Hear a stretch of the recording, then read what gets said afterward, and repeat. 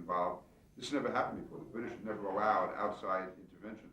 But once the president became involved, that made it... Really, it's hard for me to put it into words how historic this really is, but after so many years of suffering, so many years of fighting, to see the parties coming together is extremely significant. Now, having said that, there's still many problems that have not been resolved as far as releasing of prisoners, as far as totally restructuring the police force in Northern Ireland. So those are all major issues that still have to be addressed. But what we have now is we have a process which will allow them to be addressed today, and then it comes to the referendum on May 22nd. I think that by then, as a Republican, I can say that if President Clinton had not gotten involved in the Irish issue, there would have been no IRA ceasefire, there would have been no peace process, and no agreement today.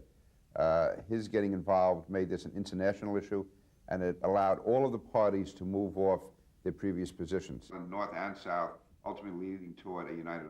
And what's going to be important on that is for the United States to make it clear that it's going to continue to stay involved. Because that is what Gerry Adams, that's his main card in all of this, is he can go to his people, he can also go to the IRA and say that the President of the United States is going to stay involved in this issue. We will no longer be at the mercy of the British. So President Clinton has given that reassurance to Gerry Adams that he will stay involved, and because of that, I am confident that at next week's convention, Sinn Féin will officially approve this agreement.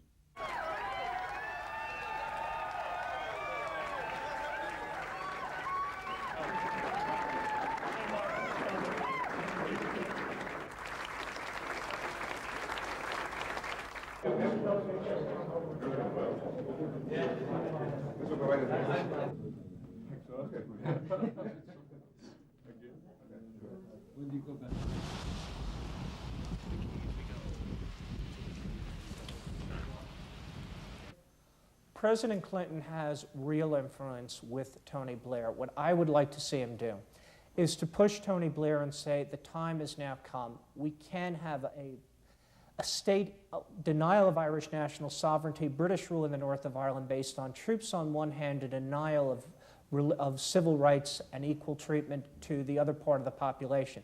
You've got to act as a head of a sovereign government. You've got to do away with the loyalist veto. You have to move and ensure that there will be definite and inevitable progress towards the United Ireland, towards Britain leaving Ireland.